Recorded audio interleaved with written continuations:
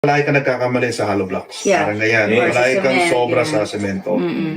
Bakit? Usually, may sarili kang items na kinukulang madalas sa buffer. Baka tumataas yung pricing, for instance, or daming back jobs na nangyayari. So, this is an excess dashboard. Okay. Yeah, the excess dashboard is based on yung allocation ninyo. For hollow block, let's say you allocated 100 So this is a per project basis to. per item. Or if you want to look at it on a per project, pwede, we can do that. So we can add filters for you. Then para may review tayo. Oo. Kunyari, 100 pieces ang in-order mo, ba't naging 200? So that's why, di ba, parang here, you can compare your residential projects. Anong percentage ba yung nag-excess kayo pagdating sa materials? Kasi syempre, especially for you guys, di ba, na high-end yung residential na kinikater nyo, 1% can really mean 7 digits of Yeah. losses if you go in excess. Pwede mong i-differentiate yun. So baka pwedeng lumalabas, lahat pala ng Metro Manila natin kumikita eh. Yes. Kaya naman biglang may loss tayo dyan because of your